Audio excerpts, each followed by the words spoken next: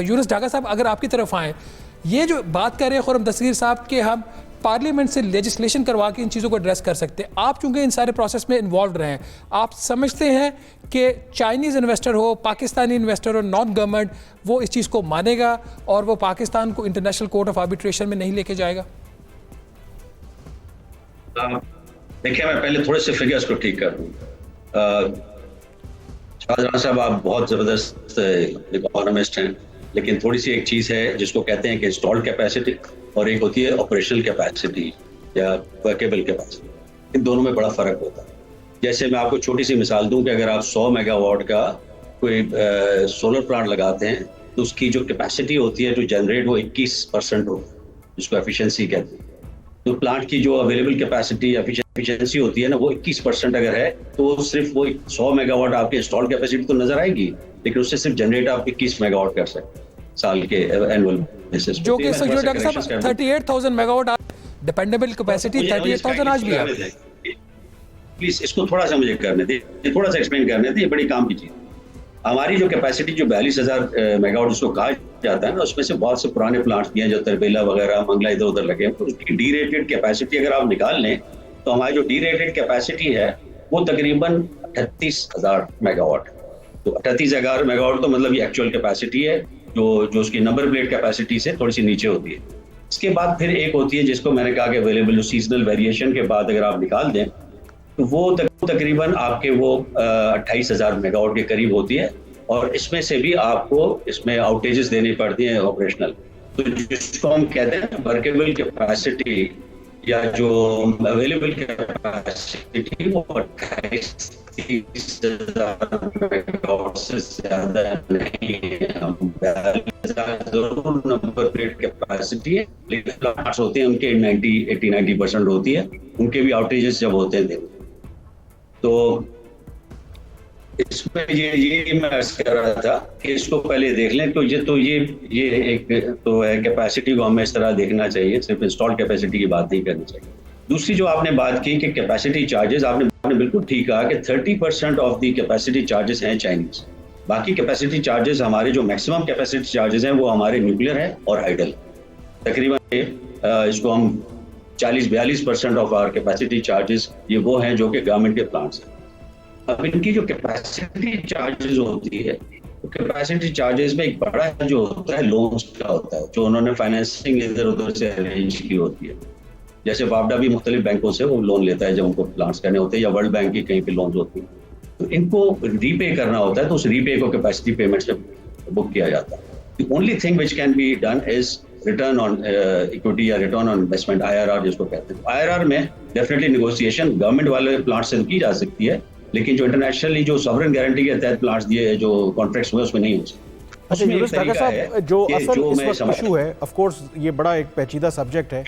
सवाल जो हमारा आज टॉपिक भी है कि बिजली का जो बिल है उसको कम करने का हल क्या तलाश करें। तो गिवन जो जितनी कॉम्प्लिकेशंस हैं, क्या कोई गवर्नमेंट के पास शॉर्ट टर्म कोई वे आउट है कि लोगों को रिलीफ दिया जा सके, या डू यू थिंक कि ये जो कड़वी गोली है हमें अभी ये खाती रहनी पड़ेगी, इसका कोई इमीडिएटली कोई हल नहीं है?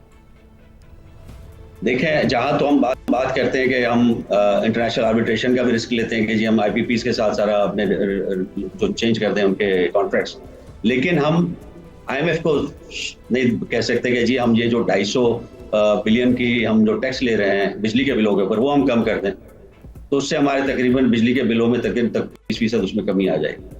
तो अगर हम वो करना शुरू कर दें कमी, अगर गवर्नमेंट उसको फोरगो कर दे 250 बिलियन को, तो आपके बिजली के बिलों में तकरीबन 15 से 20%, जैसे 18% जिसमें आप GST भी है, तो सबकी कमी आ सकती है। एक्सपोर्ट वालों को तो फायदा होता है उससे, लेकिन उनको जीरो रेटिंग है, लेकिन बाकी जो हमारे जो कॉमन जो यूजर्स हैं, जैसे कमर्शियल भी है, रेजिडेंशियल भी हैं, तो उनको फायदा होगा अगर गवर्नमेंट अपने टैक्सेस को फोरगो करे इमीडिएट रिलीफ देने के लिए।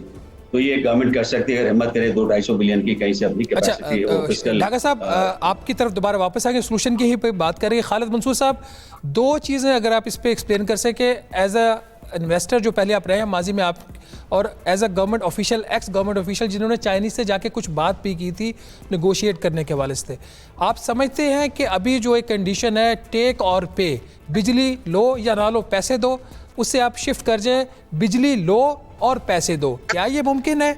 और क्या ये भी मुमकिन है कि हम डॉलर इंडेक्स जो है उनको रिटर्न देते हैं चाइनीज़ को, गवर्नमेंट के जो प्लांट्स हैं उनको, इसको डॉलर इंडेक्स से आप इसको डी फ्रीज कर दें और इसको दूसरी करेंसी पे शिफ्ट कर दें? शहबाज अफजान, मुझे ज़रा थोड़ा सा टाइम दीजिए ताकि मैं कुछ चीज़ें जो है ना फंडामेंटली ज़रा करेक्ट कर। देखिए, इस वक्त जो सिचुएशन है, डागा साहब ने भी कहा है, हमें एक चीज़ समझ लेनी चाहिए कि जो आईपी की कैपेसिटी है ना, चाहे वो इंस्टॉल्ड हो चाहे वो डिपेंडेबल कैपेसिटी हो, गवर्नमेंट ऑफ पाकिस्तान की 52% है। CPEC जिसके तहत मैंने भी 5 गीगावाट के प्लांट लगाए आपको में और जो थर के अंदर 23%, और जो प्राइवेट IPPs हैं वो है 25%। अब सबसे बड़ा मसला कैपेसिटी पेमेंट का है। ये मैं अपने जहन से ये नहीं कह रहा, ये नेपरा की रिपोर्ट है 2023 जुलाई 14 को जो उन्होंने इशू की। कैपेसिटी पेमेंट में गवर्नमेंट ऑफ पाकिस्तान का 45% गवर्नमेंट ऑफ पाकिस्तान के जो प्लांट है उनको कैपेसिटी पेमेंट मिल रही है।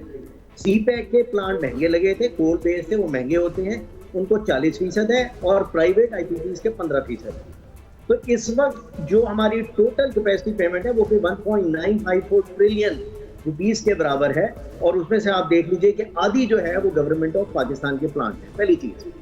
दूसरा, मैं आपको ये बताना चाहूँगा कि देखिए, हल तो मौजूद होते हैं।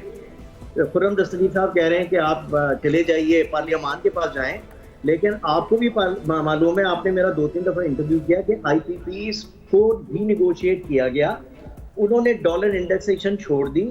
इसके अलावा भी उन्होंने set of concessions the government को, जिनका क्यूमुलेटिव जो बेनिफिट था गवर्नमेंट को, इफ आई रिमेंबर करेक्टली, वो तकरीबन 834 से 835 बिलियन रुपीस का था over a period of 25 year.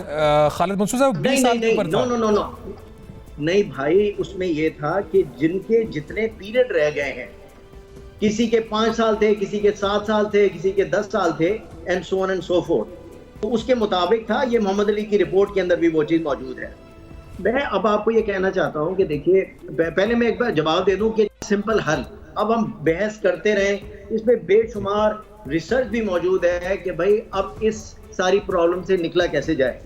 मैं ये समझता हूँ कि I just applied my mind कि इसके अंदर 4 स्टेक होल्डर हैं। सबसे ज़्यादा जो इससे इफेक्ट हो रहा है वो अवामुन नास है, ये इंडस्ट्री है। मैं आपको ये बताना चाहता हूँ कि इस वक्त जो 2 चीज़ें हैं जिसकी वजह से हमारे टैरिफ का इम्पैक्ट तकरीबन 11 रुपये है। पहला ये है, जो चोरी होती है ना, उसका 6.4% जो है वो थेफ्ट की वजह से इम्पैक्ट है, और उसका डायरेक्ट इम्पैक्ट 3 रुपये का है। अच्छा, अब जो ट्रांसमिशन एंड डिस्ट्रीब्यूशन लॉसेज हैं वो किसने दूर करने हैं? सरकार ने करने, they have to do it. उसका इम्पैक्ट है वो तकरीबन 17% है, ये नेपरा की रिपोर्ट है। और अगर ये जो ट्रांसमिशन एंड डिस्ट्रीब्यूशन लॉसेस को अगर आप खत्म कर दें तो 7 रुपए की रिलीफ वो मिल सकती है, तो 11 रुपए तो आपके यहाँ पर पड़े हुए हैं। उसके बाद जिस तरह डागा साहब ने बताया कि जब कैपेसिटी पेमेंट होती है तो उसके अंदर जो मैं 15% बता रहा हूँ कि IPPs को मिल रही है, वो सारे के सारे बैंक्स ने दिया हुआ है, और बैंक्स ने जिस रेट के ऊपर चार्ज करते हैं interest, that is relatively on the higher side. अब अगर इस मसले को हल करना है तो सबसे पहले हुकूमत को या अवाम को भी चोरी चकारी से निकलना होगा। हुकूमत को जो ट्रांसमिशन डिस्ट्रीब्यूशन लॉसेज है उसको कम करना होगा, और साथ के अंदर गवर्नमेंट ऑफ पाकिस्तान ने क्या करना है कि मैं आपको प्रैक्टिकली बता सकता हूं कि गवर्नमेंट के कितने प्लांट हैं जो कि वर्चुअली बंद पड़े हैं, उनको कैपेसिटी मिल रही है। और अगर आप हिस्टोरिकली देखें, या 2 या 3% उनमें से डिस्पैच होता है। ये जो गुद्दू का जो प्लांट है, एक प्लांट चलता है, बाकी 8 बंद पड़े हुए। बेशुमार लोग हैं जिनको तनख्वाहें वगैरह दी जाती हैं। आई थिंक गवर्नमेंट को ये बिटर जो पिल है वो उनको स्वॉलो करनी पड़ेगी। उसके बाद आपको ये करना है कि जो बैंक से फाइनेंशियल इंस्टीट्यूशन है उनसे बात करनी पड़ेगी कि जो उन्होंने लोन दिए हुए IPPs को, माशाल्लाह ये सारे बैंक्स का आप उठा के देख लें, 25 से 40% क्यूमुलेटिव उनका प्रॉफिट बन रहा है, बिकॉज ऑफ ये जो रेगुलेशन चेंज हुई है कि कैश के बजाय आप जो डॉक्यूमेंटेड तरीके के साथ आपने ट्रांजेक्शन करनी है, उनको जो IPP को जो इंटरेस्ट चार्ज है उसको कम करें। एंड लास्टली मैं IPP की भी बात करता हूँ। देखिए, जो IPP के प्लांट पर्टिकुलरली जो फर्नेस ऑयल बेस थे, आपको याद होगा कि जो IPP से निगोशिएट हुई है उस वक्त मैं IPAC का चेयरमैन भी था, and we negotiated with the government. तो उसमें हमने ये कहा था कि जो फर्नेस ऑयल प्लांट है वो सिर्फ जिस वक्त गर्मी आती है उस वक्त चलते हैं, वरना वो बंद रहते हैं। तो आप उन प्लांट के कॉन्ट्रैक्ट्स को आप टर्मिनेट कर लें, आपके पास मौजूद है गुंजाइश पीपीए में और इम्प्लीमेंटेशन एग्रीमेंट में। नाज़रीन, जो डिबेट है इस वक्त बहुत ही अहम मरहले में दाखिल हो चुकी है, लेकिन हमें छोटी सी ब्रेक लेनी है। ब्रेक के बाद दोबारा वापस आते हैं।